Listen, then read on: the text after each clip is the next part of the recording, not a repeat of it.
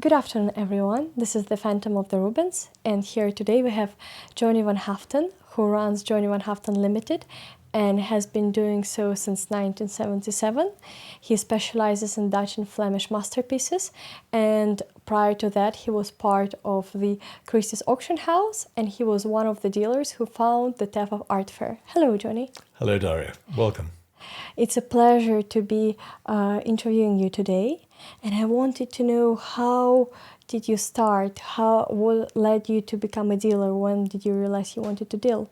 It's funny, really, because I think it was probably imbued into me at school originally, because I did history of art at school, not very successfully. I didn't get my history of art A level because I think I compared Claude Turner and said that I thought that Turner had been influenced by Claude, which was slightly debunked at the time. I think people are beginning to think that may be correct now. But funny enough, I wasn't that involved with old masters at all. In fact, at one stage, I had sort of dreamt of owning a gallery, but dealing in contemporary art. And I don't know where that came from, because I don't really understand contemporary art.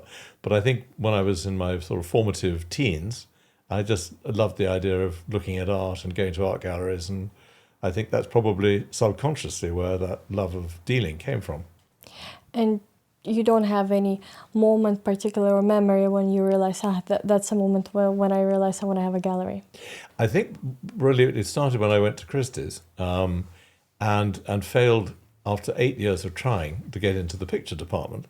And I thought the only way to do this is to actually have my own gallery, because after I joined Christie's to open actually a stamp department, because I've always been a really keen philatelist, and I still collect stamps to this day.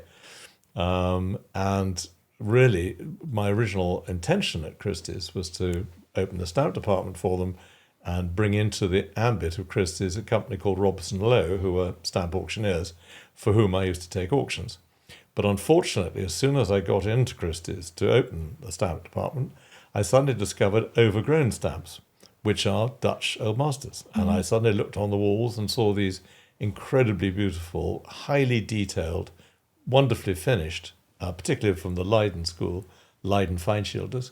And so I looked on them as overgrown stamps. And there is a sort of correlation, because not only do I collect the stamps, but I collect the original artist designs. So I have watercolors, which are exquisite, from 1890, 1899, 1900, designs for stamps, which are little works of art in their own right. If you blow those up to the size of Dutch old master paintings, then I think you realize there is a correlation between the two. So when I was at Christie's, I used to go, after everybody had gone home, switch the lights on again in the auction room, and literally go around studying each picture carefully one by one with a catalogue in my hand. And I taught myself about Dutch pictures, which sounds terribly naive, but it was the only way to learn. And in my lunch hour, I grab my sandwiches and go and sit in the National Gallery, literally studying every Dutch picture one by one, even in the reserve collection, which is an overlooked facet of the National Gallery, where there's some wonderful paintings. And of course, every holiday, I went straight to the museums, not to the zoo or the circus, but to the museums. So I sort of largely taught myself. And when it became clear that I wasn't going to get into the picture department, because I didn't have the experience or the knowledge or the clients or anything that could be useful to Christie's, I eventually left after 8 years to start my own gallery. And that was a very dangerous thing to do, but I've never regretted it. And how did it feel to start your own gallery? Well, it was also the same year that I got married. So I had a new wife, a new home, and a new job, having had the protection of the great auction house behind me. And I must say, I loved my years at Christie's. It's a wonderful firm, still is, and I still have great loyalty to it. And I have many friends in Sotheby's as well. I think both auction houses are fantastic, and a really good place to learn about pictures, or actually any discipline, come to think of it. But in my particular case, pictures. To start off in 1977, these were not particularly good times. And I was very lucky. I found a fashion cutting room in Bond Street on the third floor of 180 New Bond Street, which belonged to Jean Muir, a well-known fashion designer. And she didn't really need it, so I was able to rent it for £5,000 a year. So I had a New Bond Street address, admittedly up in the gods in the third floor, but at least I had an established place. 180 New Bond Street looked good on the letterhead. Good, I didn't have any clients and I didn't have any pictures, so I had to start off by buying modestly what I could afford, and bringing them to restorers and then trying to find clients for them and buyers, which of course was not easy when you were up on the third floor and nobody knew who you were. So we had to establish ourselves with a Rolodex, as I inherited from my father, and we just started off by putting in names of restorers, directors of auction houses, one or two clients that I'd met at Christie's, showing them to their seats. I mean, as prosaic as that. But you have to start somewhere, and my advice has always been to everybody, doesn't matter where you start, but start, even if you start at the bottom. And at Christie's, you had to go through every department. You started off on the front counter. That was a wonderful experience, because somebody would bring in a porcelain pot and you'd take it to the expert and show it to them, and you'd inevitably pick up a rudimentary knowledge of English porcelain, or you'd be able to look at a book or an old master painting. Whatever it was that you were showing to the expert, you inevitably picked up a certain amount of knowledge.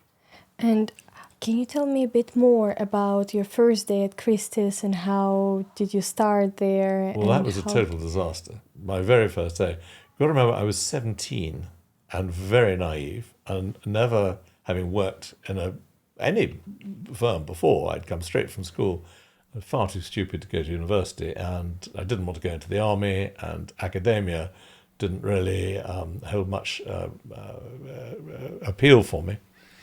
So when I joined Christie's, I was a very fresh-faced youth of 17 and not really very naive about the world. And one of the first things that happened on my first day was that the telephone on the front counter rang in a slightly different way to the normal telephone. So the ordinary telephones would go dee-ding, dee-ding, or whatever.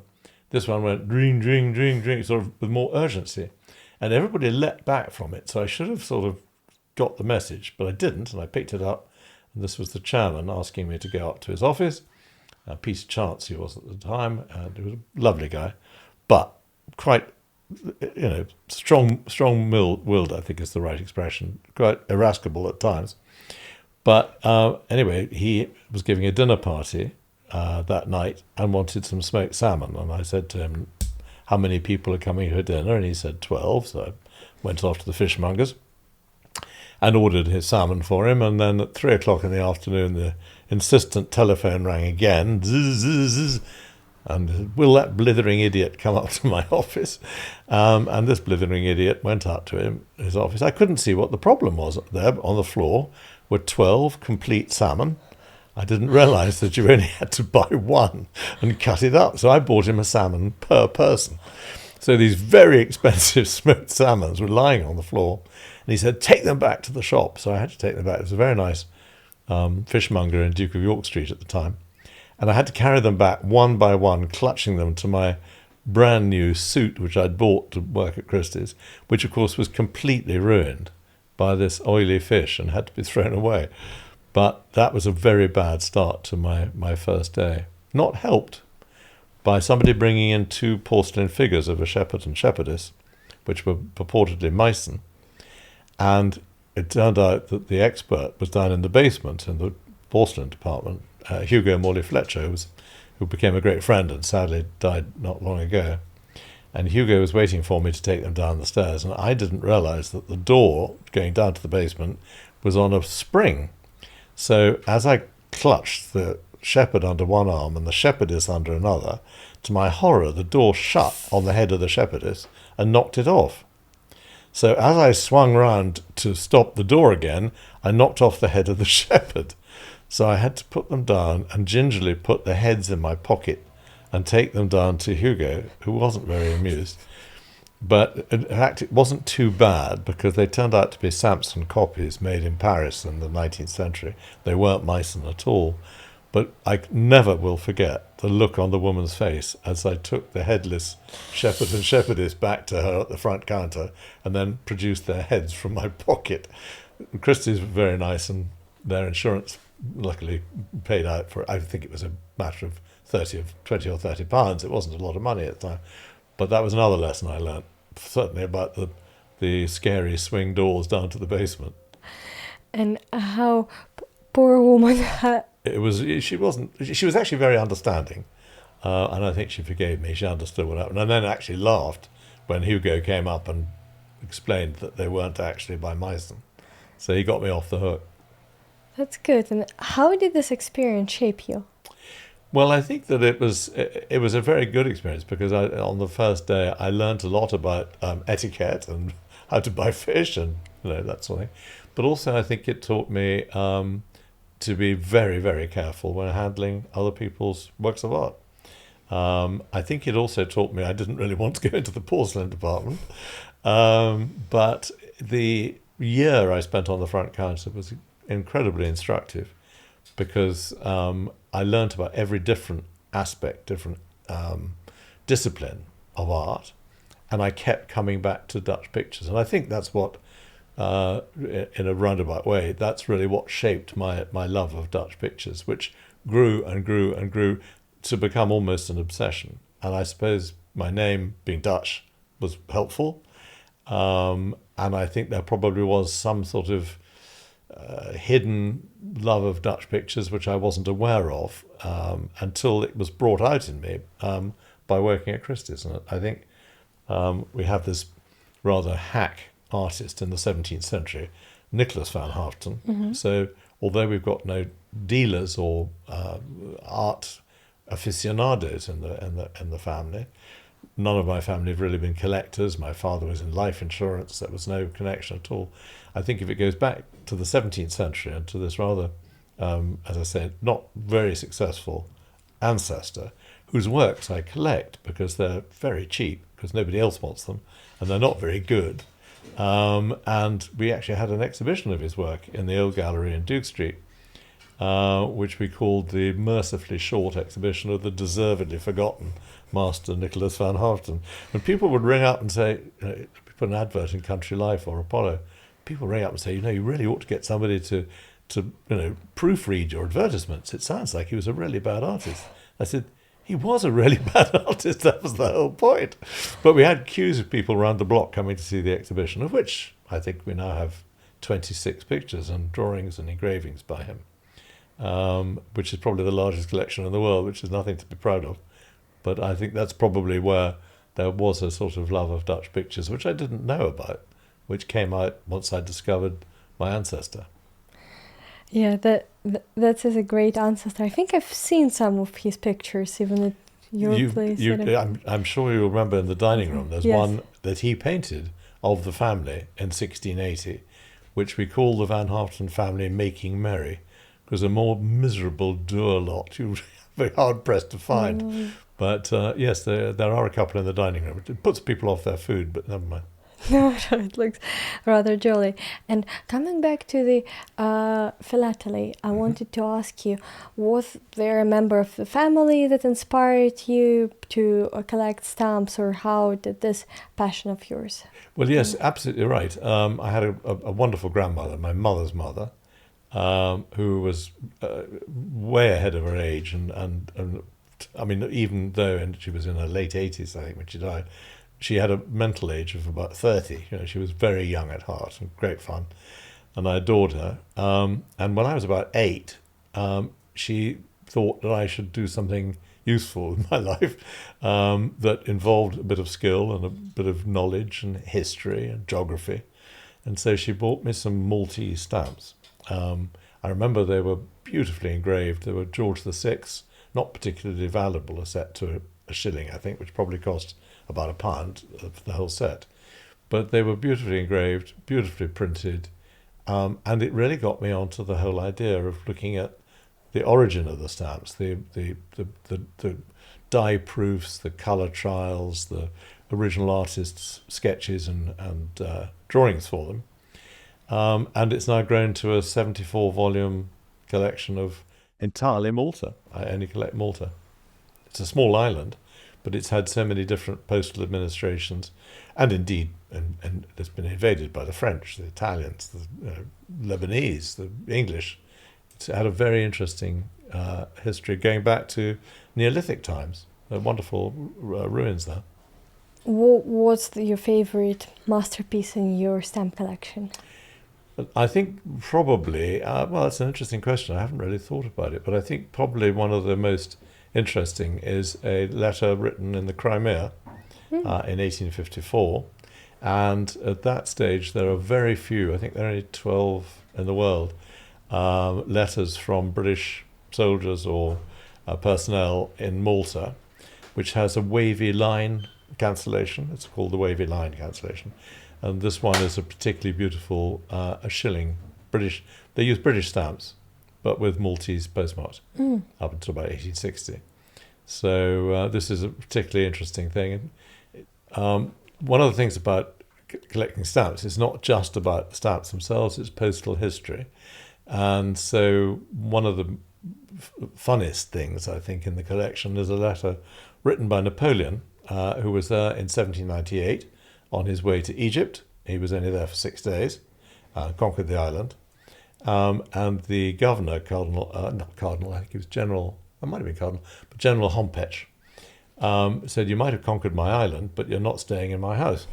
And so Napoleon had to quickly, because it was very hot, build a building for his carriages and horses.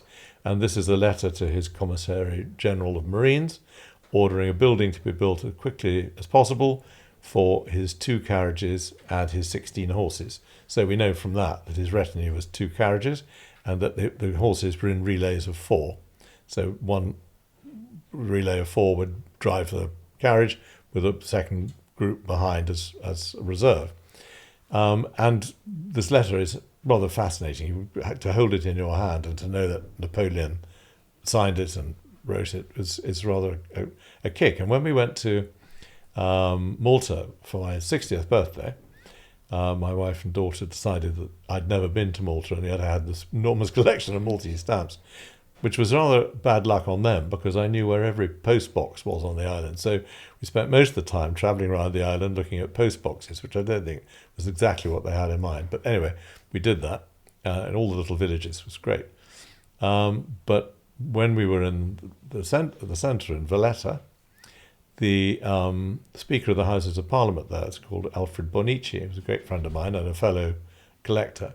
He took me by the hand and led me into a building and up some stairs and sat me down at a desk. And I said, what am I doing, Alfred? He said, this is where Napoleon wrote your letter.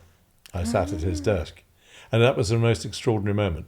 You know, the hairs on the back of my neck stood out. And it was just rather extraordinary to sit at that desk where Napoleon had written the letter. So Robson Lowe, who I used to work for when I was at Christie's, used to say that postal history is the humanity of philately. So there is a human side to stamp collecting, which I rather like. And can you tell us a bit more about times in Christie's in the stamp department? How was it? It was actually rather bizarre in many ways because you'd have, unlike a picture auction, which would be crammed, a stamp auction could be completely empty because the viewing was done by post, the bids were done by post, everything was done by post, and you could have maybe 3 people in the room, but there'd be agents bidding for multiple collectors in the room, and they would just sit there at the front row with different paddles, which they would raise for different clients. Completely confusing for them. But taking the auction was quite complicated because you'd maybe have 20 bids on every lot from collectors all around the world. So each bid would be entered in the auctioneer's book. And the night before, I'd go around and underline in red the top bid, then underline in blue the second top bid, so that you'd start the bidding one bid above the blue one, and then carry on, and if there was more bidding in the room. Otherwise, the red one, if you follow me, actually got the lot. So you could be daunted sitting there and think there's nobody here, this is going to be a disaster. But actually it'd be all done by post or, in more later years, on the telephone. In fact, I went to an auction last week to get some Maltese stamps. So I was the only person there. Everything else was done on either on the internet or by post. I felt a bit lonely. It was just me and the auctioneer, but that was actually quite a fun experience. One person did turn up later, so it made me feel better. So in a way, it's still a bit similar to how it was back in the days. It is, yeah, Meeting it the is online quite similar. part. Yeah, I mean the fun auctions were held in Bermuda, Mm. and I'd sit there in a Bermuda shirt, a sort of batik shirt and Bermuda shorts, because the Americans would come down from New York. It's an hour and a half flight. They'd go and have their game of golf, and then go to a stamp auction in the evening. It's great fun. I thoroughly enjoyed that. And from your vision, how different is Christie's from today from Christie's that you were a part of? Well, it's very different. It's very different. I mean, you've got to remember when I was there, I joined in 1969. So 69 to 77 was my period there. So that was very formative years in many aspects. There, I think I'm right in saying there were 45 employees worldwide. Oh. So my job encompassed so many different things. I was a stamp auctioneer and catalogued some of the stamps, but I also used to cut out the obituaries from the Times and the Telegraph every day and circulate them amongst the directors of the firm in case anybody knew any of the executives of people who may have great estates that they wanted to sell or pictures that they wanted to sell. I also remember having to go during the postal strike, filling my MGB GT, which is a little British racing green car, and driving to Harwich, getting the ferry and going over to the Hook of Holland with all Christie's mail in the boot, because there was a postal strike here and we couldn't post them in England. So I had to go to some poor unsuspecting post office in Rotterdam, queue up, and then buy thousands and thousands of stamps and post them from Rotterdam, which was actually very successful. And we printed some Christie's stamps to go on the envelopes, some of which I've still got, which probably of no value at all, but it certainly brings back happy memories of my Channel crossing. Nice. That's such a lovely memory. Well, there was a variety of different jobs that one took on, and indeed, quite often I'd have to literally tread the streets putting catalogues through letterboxes in Eaton Square or whatever. It was a very varied job, and as I say, buying smoked salmon or whatever else the directors wanted me to do. I wanted to fast pace now a little bit towards your own gallery and the moment when you started. I believe you changed 2 locations, right? You had Correct. Yeah, correct. The first one was, as I say, in 1977 to 1982, which was at 180 New Bond Street. 1982 was a really difficult year. The markets had collapsed. There was a worldwide recession, and it was really ghastly. Because I was up on the 3rd floor, I remember saying to my bank manager, and here I always give NatWest a plug because they really came to the rescue. And I said to Mr. NatWest, look, if I stay where I am, I'm not going to survive. I mean, nobody knew me. I didn't have very good stock. I didn't know what to do.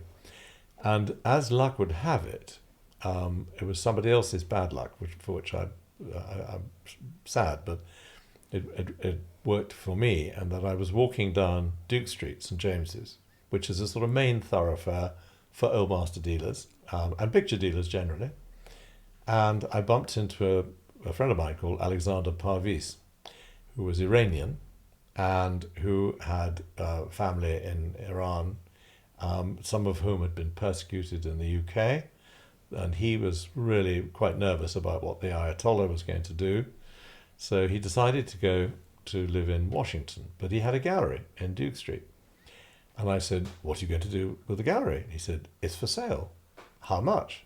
£50,000. I'll give you 30. Done. And I shook hands with him in the middle of the street. There was one slight problem. I didn't actually have £30,000. But I suddenly found myself buying a gallery. But it was, it was just the key money. There was still rent on top. But I needed the 30,000 to pay Alexander, or rather Parviz as he was known. So that's when I went to Mr. NatWest and said, look, I'm going to not survive if I stay here, but if you'll lend me £30,000 against the keys for 13 Duke Street, maybe I can turn it around and make a go of it. to my eternal gratitude, NatWest lent me the money.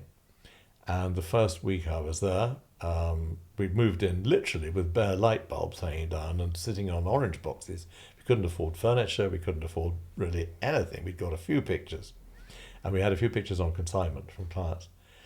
And this wonderful character who became a great friend came in, an Italian, who happened to be the sole importer of Johnny Walker Black Label into Italy. So a man after my own heart. And also a Cristal champagne. And he was a delightful guy. And he bought 2 pictures for, I think, £51,000 for the 2. So I was able to pay back the bank. And I stayed there for 35 years. And he became a great friend and a great client. And we built a big collection for him. Nice. And would you say that this was your first major sale, or what was your first major sale? Which I think, yes, it probably was. I mean, it was certainly the first major sale in Duke Street. In Bond Street, we had sold one picture by Solomon van Ruysdael, which belonged to a delightful Dutch collector. He gave it to me on consignment. And I sold it to George Abrams, the collector of basically biggest collector of Dutch drawings in the world. But also he has some very nice paintings as well. But this was the first picture, I think, that I'd sold to him. I remember I sold it for £60,000 and took 10% commission, which was a lot of money, particularly if you're paying £5,000 a year rent. It was great. But the most important thing is it cemented my relationship with George, who is a great friend to this day, and indeed was here last week at the age of 94, still collecting, and still, I mean, one of my really oldest friends. Yes, I think I've seen him walking down the street towards Christie's. Yes. That was a rather lovely image, him arriving to the sale. Yeah. And I wanted to ask you, and what was the sort of the most interesting sales story of the picture that you've had? Well, there have been so many, it's difficult to actually put it down to a few. We've now sold 5,150 pictures, which is, when I think about it, a huge amount of paintings. If you stretch them end to end, they go around the block many times, I suppose. But some of them do stand out. There was a wonderful picture by Albert Cuyp, which we bought at Sotheby's in 1994, which was one of the most extraordinary pictures of Orpheus playing to the animals. It was just after it was the 7 Years' War, I think, and the Netherlands were very keen for peace and tranquility, and there's Orpheus playing his lyre with all the animals surrounding him and 2 wonderful cougars in the foreground, and very exotic depictions of elephants and hyenas and giraffes, which he couldn't possibly have seen, but he must have seen engravings or drawings by journeymen who'd been to see the more exotic parts of the world. And this was a picture that we had 4 or 5 years in the gallery. My bank manager used to ring up and say, "Is there any danger you might sell this one day?" Eventually we did, to Ike van Otterlo, and it's now in the Centre for Netherlandish Art in the Netherlands, in Boston, which is one of the great adjuncts of the MFA in Boston, to which we've sold quite a lot of pictures over the years, both to Ike and to the MFA itself. So that's one example. I mean, there's another picture we bought by Hendrik ter Bruggen, of a lute player, which was a wonderful painting, which we paid, I think the then world record price, it was about $10 or $11 million. And I bought it in partnership with some friends, Otto Naumann and Konrad Bernheimer. We were thinking at lunch after the sale, oh dear, have we overpaid for this? It is a wonderful picture, but who's going to pay a profit on the $10 million that we spent? And as we were sitting there having our spaghetti bolognese, the phone went, and it was the underbidder, which turned out to be the National Gallery of Art in Washington. And they said, "Would you take a profit?" And we said reluctantly that we would. finished our meal and the deal was done. They'd found a donor to give them the extra money. So that was a memorable moment. There have been several. I mean, one of the most recent ones was a fabulous picture by Franz Frank and the Younger of the battle between vice and virtue. I have to say vice looks more interesting than virtue, but it's an extraordinary, dramatic picture, very large, and it came up for sale at the Dorotheum auction house in Vienna. And at that time, the ice, not the iceberg, what's the word, volcano in Iceland had erupted, and all air travel in Europe was suspended. So there was no way I could actually go there and see it. But I had a friend in Vienna go and look at it for me, Roman Herzig, and he reported on the condition and the quality and everything else. And we bought it for about £6.5 million without having seen it. And I remember the way we were bidding was we had a microphone just like this in the middle of the desk in my office, and we all sat around it. My wife, Sarah, was there too. And I think the estimate was in the hundreds of thousands, not in the millions. By the time it had got to 5 million, she said, "For goodness sake, stop bidding." And we just went on and on and on, because I just knew it was a wonderful painting. And we got it.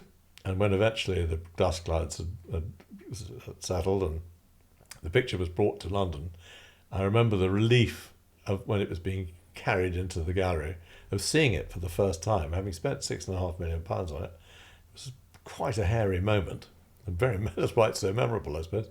And thinking, oh my goodness, it's fabulous. And it was, and it cleaned beautifully. And we took it to Maastricht, to the TIFA fair, where we sold it to an American. And he has now put it on, he's actually sadly no longer with us, but his estate had put it on long-term loan to the Museum of Fine Arts in Boston. So it's another picture that's ended up in Boston. Oh, how nice. And we spoke a bit about the sales, but I also wanted to ask you about some of your interesting clients, because obviously running the gallery for so many years, you've had some really interesting relationships with your club. Your clients became your friends, and I bet you had some really interesting people becoming your clients. So. Well, I'm glad to say that the vast majority of my clients have become friends. None of my friends have become clients, or very few of them have. It's like, all sparrows are birds, but not all birds are sparrows. But a lot of them have become very good friends. And the aforementioned George Abrams came to my daughter's wedding, so did Ike and Rosemary Van Otterlo. And they really have become very close. I think there have been some very interesting ones. I mean, one of the most passionate is Tom Kaplan, who owns the Leiden collection.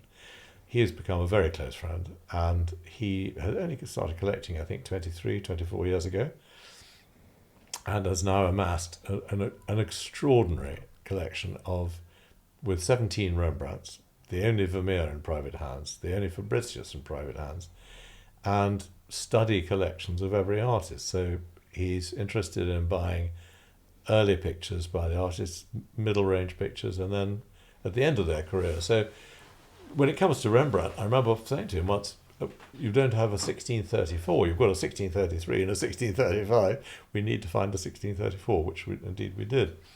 So it's a really in-depth study, and I've very rarely seen such passion in a collector and real knowledge. I mean, he won't just buy a picture. He'll go into the most intimate details of it. He'll study it. He'll look at things. In fact, I've just spent 2 days with him in Zurich looking at a picture that he spent so much time with, because he really wants to understand what's going on in the artist's head and what he really wants to get from the picture. Does it add to the collection? He won't buy it if it doesn't add something, and he's got to like it too, which is very important. And one or two pictures he's been a bit iffy about, he's actually grown to like, because he understands exactly what the artist is trying to portray. So I think he's one of the most in-depth and knowledgeable and passionate collectors I've ever met. On the other spectrum. You get people who have wanted to buy things because they like them and they want to decorate their homes with things that they really like, but it's very eclectic, and you leap from one particular subject to another, and even nationality. One of those was the late and much lamented Rudolf Nureyev, who again became a very good friend, and he really knew what appealed to him, but he didn't really know much about the art itself. I mean, why should he? He had not an art educational background, but he instinctively knew what he liked and what he wanted to buy, and so he was he became a great friend. I mean, he wasn't to start with. It was a disaster because he turned up at the Duke Street Gallery one evening in a pouring rain, dressed from head to toe in black leather cap, black leather jacket, black leather boots, and I saw these gimlet eyes through the window, and I thought, oh my God, it's Nureyev. And I mean, I'd been a fan of his for years. And Sarah loves ballet too. So I sort of thought, oh my goodness, I opened the door, it's very dark, it's been raining, and he comes in, stands in the first position looking at the pictures, like he's at the bar. And I thought, you know, he's Russian. I knew a little bit of Russian, so I said, Dobry вечер. And he said, whatever you do, don't ever speak to me in Russian, only English and French. So I thought, oh dear, that's not a very good start. So I said, yes, of course, totally understood. I thought, I better offer him something. Would you like a vodka? I never touch spirits or any alcohol, only water or tea. So I thought, oh dear, this is not going well. And I thought by conversation I would just ask him about something anodyne, politics. Huge mistake. So I said, you know, Mr. Brezhnev has stepped down now, and Mr. Andropov has taken over. What do you think of him? Don't you realise he imprisoned my mother and my sister when I defected? You know, I thought, oh, he was the head of the KGB. So I thought, oh dear. I said, Mr. Nureyev, please just leave. Just leave my gallery. Go. He said, what? I said, no, just go. And he got it. And he went outside, turned round, rang the doorbell again. Said, Mr. Nureyev, how very nice to see you. Would you like a cup of tea? And we became firm friends from then onwards. So it was a disaster to start with, but luckily I managed to turn it round. And he used to get me to bid for him at auction, or we sold him things. And I remember going to see him in the Dakota building in New York, and delivering a picture that we'd sold him. And Sarah was with me, and he said, would you like to go to see me tonight? I'm dancing in Bayadere, I think it was. Indeed, one of my greatest moments was to go up to the box office in Broadway and say, I think Mr. Nureyev has left some tickets for me. And that gave me a real kick. So anyway, we did see him, and this was towards the end of his life, and he stood at the front of the audience and went, after a long and rather exhausting pas de deux. But he was a remarkable guy. I loved him. That's really great. And can you tell us a bit more about start of Tefov, like how the whole story was, you being one of the dealers who were there from the start, sort of founding fathers of Tefov? How did it all begin? How did this fair grow? And what was... Well, I think people say you were one of the founding fathers. I think actually I only came in the second edition. I think the first edition was a smaller group, but I ended up joining the board there and eventually becoming chairman. But it was very pioneering at the beginning. We're talking in the sort of mid-70s when things were not that great, and we only just started the gallery. And I thought, to do a fair was a very brave venture, because it was expensive to do then, and even more expensive, of course, to do now. But I was intrigued by the whole European ethos, and the idea of British dealers taking goods to Holland, effectively taking Dutch goods back to their home. And there was a very strong collecting zeal. For instance, the cab drivers in Maastricht used to save up their tips during the year until they got enough money to go to TFAF and buy a picture. It was really rather enchanting. And there were very keen collectors. One must remember that the cost per item was very much less, of course, in those days, but it's still relatively expensive in the terms of what their earning capacity was. But in the first fair, I think there were 27 or 28 dealers, just a very small number of us. Well, in the first fair, even fewer, I think 25, 26, and then we added a bit more on the second year when we joined. But it was only called Pictura in those days, and it was just a picture fair. And 27 dealers wasn't really enough, but it was a fair. And I think the first ones were held in February, which was very dodgy because if it snowed and the Germans shut the motorways, the autobahns, then nobody would turn up at the fair. And we'd be on very short wicket there. And in later years, when we joined up with Antiquaires, and it became Pictura and Antiquaires National became Pan, then we would actually, I remember on one occasion, we used some cannonballs from Peter Finer's stand, who was in Arms and Armour, and played boule down the aisles. Because if you fired a cannon, you wouldn't have hit anybody because there were no visitors. But we were playing boule in the aisles just to have something to do with these wonderful cannonballs. But luckily that didn't happen very often. We moved the fair to March when the weather was a bit better, and sometimes it was actually quite hot.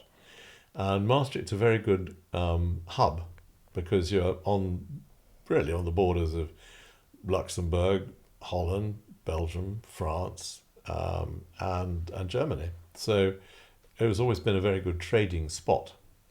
Before the borders came down, I remember once selling a picture to a Belgian, and this is before we become the EU, and Holland was Holland, Belgium was Belgium, France was France, Germany was Germany.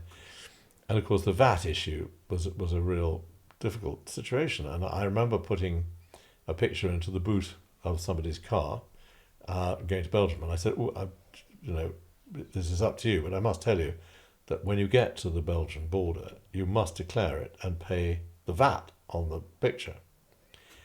And he said, you don't need to tell me that. I said, why not? He said, I'm the Minister of Finance. He said, I invented VAT, but I'm not going to pay it. And I thought, the EU is doomed. Yeah, I've never forgotten that. We both fell about laughing. It was pouring with rain. We were in the car park at the MEC, or was it the Eurohull? But anyway, it was a memorable moment. I thought, okay, so this is what's going to happen to the EU. And were there any other funny stories at DEFA? I think one of the most memorable is to my detriment, because I was talking to Fritz Duparc, the eminent and delightful, who again has become a very good friend, former director of the Mauritshuis. And some little old lady went up to my wife, Sarah, and she had a bright orange wig, which was sort of falling off, and you had this desire to put it straight again. All art dealers go around a house, putting the picture straight, and in this case, it was her wig, and I thought, I can't do this. Anyway, but my fingers were itching to do it. Anyway, she was talking to Sarah, and she said, I really want to meet Mr. Van Haeften. And Sarah said, yes, of course, he's just with a museum director at the moment, but he'll be finished in a minute. And eventually I finished talking to Fritz, and Fritz was there. He will tell you the story is absolutely true.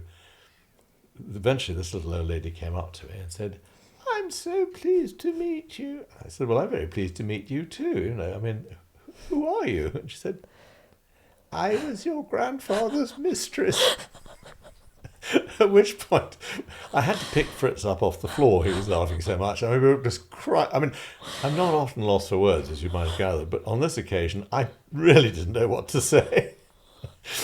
But anyway, she was utterly delightful and charming, and I found myself sort of stumbling and saying, I hope he treated you well and everything else. And I've never seen her again to this day, so she must have popped off sadly. But anyway, that was one of the most memorable moments I think I've ever had. Whether it was a TFAF or anywhere else, it was quite an experience. That's truly a brilliant story. And can you tell us a bit more about Freeze Master that you're participating now, how this fair is shaping, what's your opinion of the fair, and Yeah, well, I love Freeze, Freeze Masters in particular.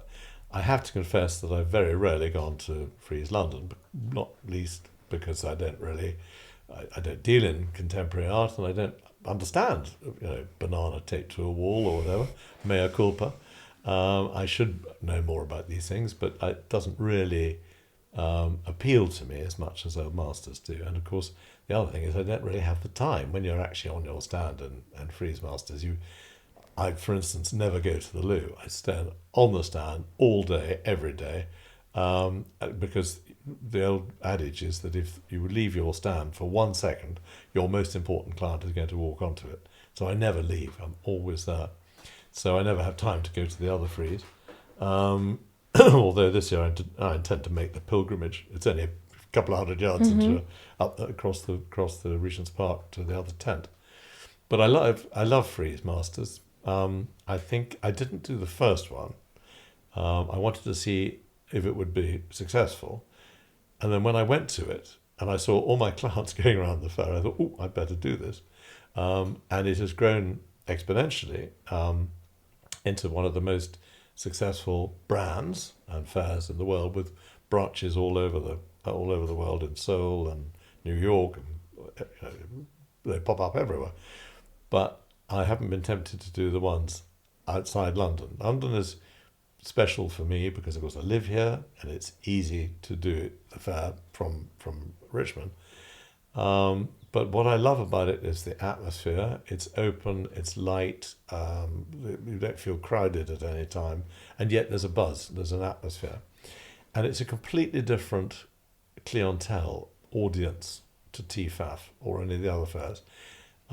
You get completely unexpected remarks. I mean, I was talking to a delightful American the year before last, and on the stand opposite us were some dinosaurs, and there's wonderful. Aron has great antiquities and fascinating things, and then he had a dinosaur on his stand. Not that there isn't a dinosaur on my stand, which is me, but a fascinating object. And you can only get this at Freeze. The man next to me said, "My God, that would look really good on my shopping mall in Paris." And it turned out he owned a shopping mall in Paris, and he bought it for goodness knows how much money, and it now adorns his shopping mall in Paris. And of course, it's a great draw. The children go and look at this dinosaur, and it keeps them occupied while Mum goes off and buys her vegetables or whatever. But that's the sort of thing you get. Unexpected people who are not necessarily dyed-in-the-wool collectors of Dutch old masters. You get those too. And one of the things that we've really tried to build up is the number of old master dealers there. The reason is that the dealers wouldn't come because they said there aren't enough old master collectors, and the collectors wouldn't come because they said there aren't enough dealers. So now we've got a critical mass of dealers, and some of the best dealers in the world, and several from America this year, like Otto Naumann, Adam Williams, really major dealers. I think that's going to help enormously to bring the clients. And this has been a difficult year for everybody. You can't get away from the elephant in the room. There is big geopolitical tension. We don't know what's happening in Ukraine or Gaza. There's a lot of conflict and indeed economic situations too, and threats of increased taxation and everything else. So it's not been an easy year, but I think that art has this wonderful way of making people feel happy, and looking at a picture, you forget about what's going on around you. I remember many times citing TFAF, and Freeze is the same. You forget what's outside that tent. The world can go on, there can be crises, but when you're studying art, and that's the great value of art, and why museums are so popular, because people can go in there and forget about the trials and tribulations outside. And what do you think of the fact that you'll have a new director Is here. Well, I think Emanuela is absolutely delightful. I've known her for many years because she was in the Old Master department at Christie's before. And then she worked for my great friend, Dino Tomaso. And the Tomaso brothers, the leading dealers in sculpture in the UK, have fantastic things. And I knew her through that. And she's dynamic, she's young, she's charming, she's pretty. She's got everything going for her. And I think she'll be a real breath of fresh air. Not that I didn't think that the previous director, Nathan, was doing a great job. He wasn't doing it. He was doing a fantastic job. He really got the fair going. He really got it on the map, got the brand out there. And in many ways, I'm sad that he's moved on to other things. But on the other hand, he's a very hard act to follow. But I think Emanuela will do a great job of carrying on his tradition. Yes, that's great. And I wanted to ask you, Johnny, how do you feel like about the art world today compared to how it was in the 80s? What changed in a model? How did it change? I think taste has changed, for one thing. And I think the other very obvious and palpable issue is that the availability of the works of art has diminished dramatically. When I first joined Christie's, there was an Old Master sale every month, normally the last Friday of the month. Now it's down to 4 a year, maybe. I mean, there's the big sale in July in London, and there's another one in January in New York, and plus one in the spring and one in the autumn. But the availability is becoming very difficult. The works are becoming much more scarce. A good sale in the old days, if you forgive me saying it, was 120 pictures. Now they struggle to get 30. And it's very, very hard to get people to sell. So much has disappeared into long-term collections, museums, institutions, or whatever. There's been natural wastage through fire, theft, flood. And Mr. Bruegel, however much I plead with him, isn't going to paint us another picture.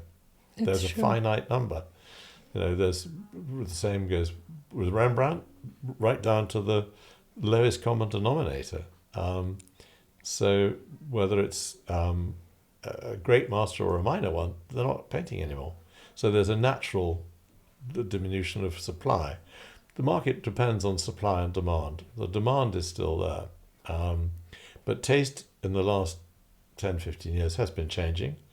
There's no doubt about it. Contemporary and modern art has been on the ascendant. And the younger generation don't necessarily want to inherit what they perceive as dirty, unkempt old masters from their grandparents or whatever, until they look at them, until they realise actually they're not. Old masters are vibrant, they're colourful, they're interesting, they have maybe an interesting provenance, they may belong to eminent collectors, and there's very often a hidden anecdote or story behind the picture. Whether a dog at the foot of a woman is looked at as just a dog. It's not. It's a symbol of fidelity, where we get the word Fido from. There are all sorts of symbols and metaphors and allegories that are obvious to the 17th century eye, but are obvious to us once we understand what they are. They're fascinating, some of them. So you would think that the way to attract younger generation into collecting old masters would be showing them more old masters, telling them more about old masters. What else Opening you think their we can eyes, do? absolutely. I think that I'm pleased to say there is a new generation of old master collectors coming through the ranks. I think when people realise what good value they are compared to a contemporary artist who may be very popular one day but maybe not so popular the next, these things have held their value for 400 years and they're getting scarcer. And there are a few enlightened new collectors in their 30s and 40s who are beginning to make a lot of money out of whatever it is, tech stocks or whatever, and actually do understand and appreciate old masters for what they are. And it's a growing thing. It doesn't come overnight. I've always said old masters are an acquired taste. You need to understand them and to like them. And, you know, a still life on your wall in your dining room may not fit a modern contemporary environment, but it will if it's got a nice piece of furniture underneath it. If it's harmonious with surroundings, that can work very well. And indeed, you know, old masters can fit into most environments. Even I've been into many contemporary homes where they've only got old masters and they look fantastic.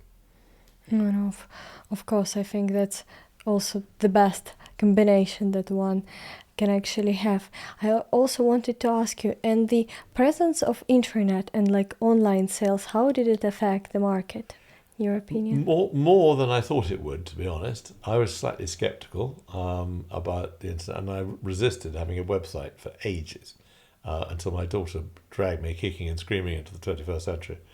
And we now do have a website.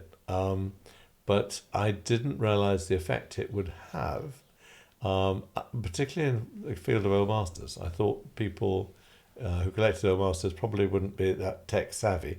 Completely wrong, of course, they are. And many of my older collectors look at the website regularly to see what we've got new, and in many cases rung up and bought them.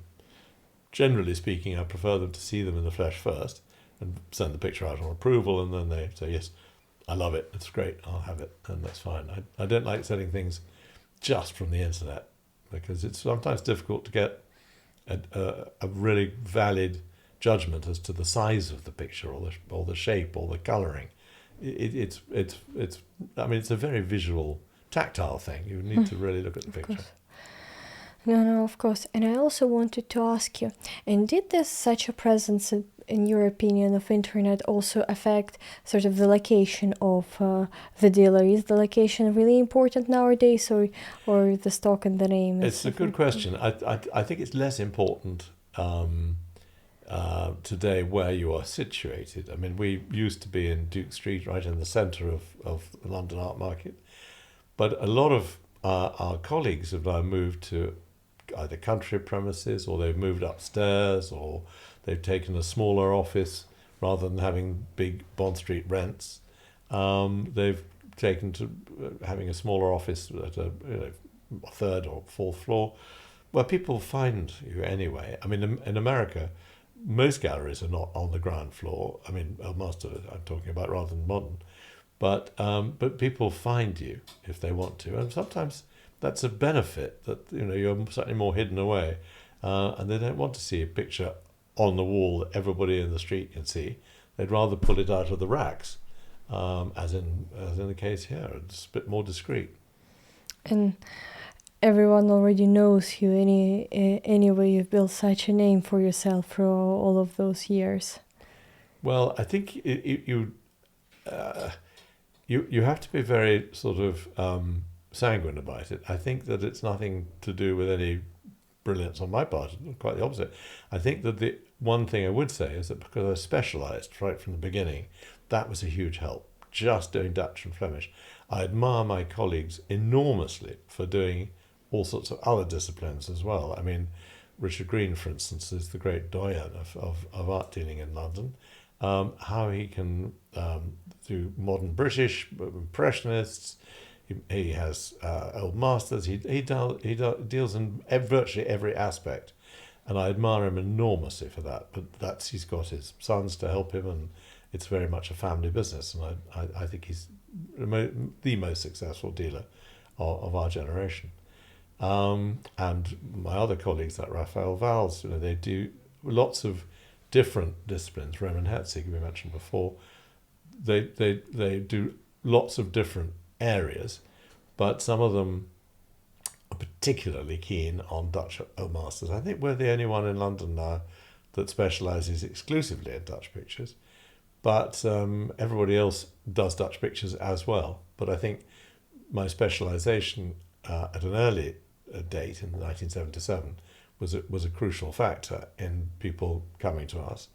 And of course it's come back in spades, because pictures that I sold 30, 40 years ago are now coming back to me for resale. which we're very happy to do. So we take things on consignment or buy them back or whatever. So there's a continuity of stock, which is, of course, very helpful.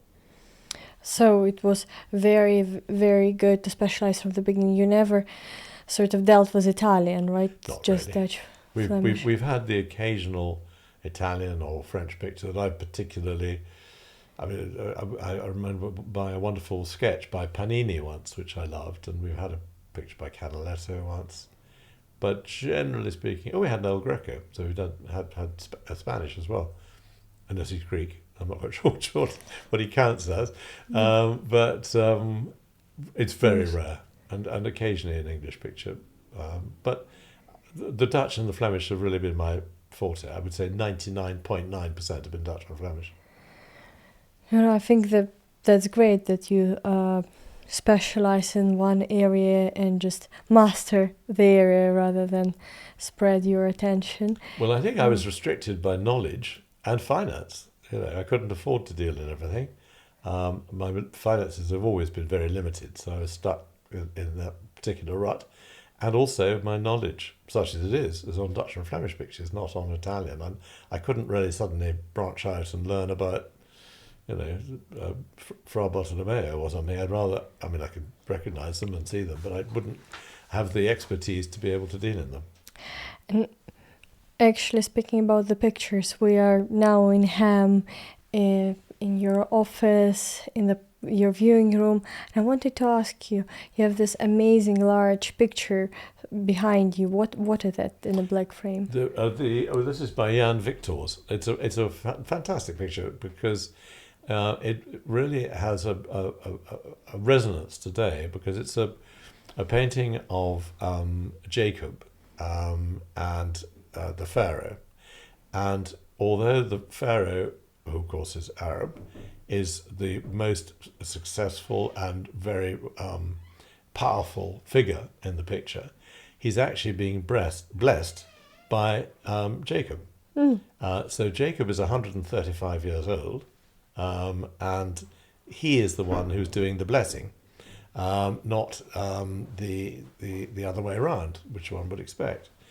And Joseph, of the amazing Technicolor Dreamcoat fame, is standing over his father, watching this blessing taking place. So, if you like, it's a reconciliation between the Arabs and the Jews, which is something that we should all aspire to. Reconciliation, peace, and which brings in its wake prosperity. So I think it's a resonant picture, and also it's very much. Jan Victors was not a pupil of Rembrandt, as far as we know, but there is a very Rembrandtesque influence in the picture, particularly in the figures in the background, and it's a big tour de force, life size, impeccable condition. Belonged to a Swiss banker in the 1920s, and has remained in Switzerland for a very long time. Which is why it's in such great condition, because it's not had any changes of atmosphere. Nice. That's such a great picture. Johnny, I always wanted to ask you, and if you were not in art, which career would you pursue? In modern art? No, if you were not in art. Oh, I wasn't in art, yes. Gosh, I can't imagine myself not being in art. But I suppose inevitably I'd probably be a stamp dealer, and certainly devote more time to philately. I think dealing is slightly in the blood. I enjoy very much the pleasure of buying something, which actually is probably a stronger motivation than selling. I mean, you get a real frisson when you buy something. When you sell it, you're sort of quite sad to see it go. But I've always said that art dealers are really art collectors, but we only sell things so we can buy something else. And I think that's true of most people I know, like Danny Katz and Richard Feigen. They were principally collectors. Danny is still with us, but Richard no longer is. But the precept is the same, that if you really understand art and you want to deal in it, you're really a collector at the same time. So I haven't really answered your question, because I don't know what I'd do if I wasn't an art dealer. I think stamps would be pretty high on my agenda. I've always enjoyed charity work, so maybe I might have worked for a cancer charity or a heart charity. Not sure. The jury is out. I'm not sure. And if you could own one work from the museum, which one would it be? Wow, that is a very big question. I think the answer might surprise you. I think the picture that's had possibly the most profound effect on me is the dead figure of Christ by Holbein, which is in the Basel Kunsthaus, Kunstmuseum in Basel. I think that when I walked in and saw it, it's in a room on its own. I don't know if you know the picture. It's in Yes, a, I it's do. in a little I do. a octagonal room by itself. I think the power of that picture is almost tactile. It's absolutely incredible. It's beautifully, beautifully painted in itself. I mean, the quality of the workmanship is superb, but it has a humanity about it. It has a feeling about it that is quite incredible. And I remember going in there and seeing it for the first time and bursting into tears. It had such an effect on me. And for years, I've kept a photograph of it in my desk drawer and just occasionally open it and see it and look at it. Every time I go to Basel, and ironically, we used to have stamp auctions there, so I went quite a lot. I would go and just stand and revere this picture. And the last time I went was about a year ago. 2 nuns came in, and they just fell on their knees and started praying. It's absolutely extraordinary. And it makes me quite emotional even to think about this picture. And I think it's Holbein, it's a dead figure of Christ. It's quite gruesome. Yeah, it's a quite difficult picture. I mean, his body is already beginning to become emaciated and decayed. But you feel you're in the presence of something extraordinary. You're in the presence of God, for a start, and through his son, Jesus Christ. But you're in the presence of a great work of art as well. And I think the combination of the two has the most profound effect. And I think I would unhesitatingly say that was, of course, we can all admire the Mona Lisa and we can all admire the girl with the pearl earring. And I've had dinner in front of the girl with the pearl earring, which was a visceral experience, really. I mean, extraordinary. Being in the presence of this great masterpiece and with the bullfinch behind, or the goldfinch rather, behind, and the view of Delft by Vermeer, all in the same room. Extraordinary dinner party that the Mauritshuis gave once. That was an experience. But I think art is an experience as a general concept. I think anybody who's not moved by art doesn't get it. You've got to be slightly moved. You have an emotional experience. It may be revulsion. I mean, I can't stand Bacon, for instance, or and some of those pictures I find, even Jenny Savile I find hard to take. But I remember, if I can drop names, I remember once standing in front of the dissected calf and talking to Damien Hirst, who of course invented it. And it was simply disgusting. I mean, there was a blue bottle in the thing flying around. And I said, isn't this really, really rather disgusting? And he said, no, look at it. And I said, yes. He said, do you see any beauty in it? I said, none at all. He said, look at the wings of the blue bottle. And I said, well, I suppose, there is some beauty in this iridescent blue turquoise, blue bottle. I mean, I don't like blue bottles, nobody does, and it's disgusting. And the fact that it's in there, he said, yes, but if you accept that there's a tiny bit of beauty represented by the wings of the blue bottle, then there is a modicum of beauty in something disgusting. So I began to understand exactly what he's getting at. And although I didn't like it, I began to understand what he was trying to get at. And there's just this little tiny bit of beauty in an object of revulsion. So I got what he was trying to put across. That's actually a great phrase. Have you seen Jenny Savile's show at the National Portrait Gallery? No, I've got the catalogue. I'm a lifelong member, so I got the catalogue, but to support it. But I haven't actually had a chance to go and see it. And actually, I'm not sure I want to. I'm going to see it quite soon. I wanted to ask you actually, if you could curate any show, if you were a museum curator, which show would you curate? Well, inevitably it would be Dutch. And I suppose Vermeer's been done, Rembrandt's been done, Peter de Hoog's been done. Some of the great masters. I think maybe a really great Salomon Ruysdael or Jacob Ruysdael or Van Gogh show. They've all been done at some stage and to some degree. But I think it would be Dutch rather than Flemish, I think. And I'd go for not one of the greats, but somebody who perhaps been slightly overlooked. That's, I think, a great strategy. And I also wanted to ask you quite a pivotal question. What would you tell someone younger, someone who is starting off in the art industry? What would be your words of wisdom? Don't. That's probably the first thing.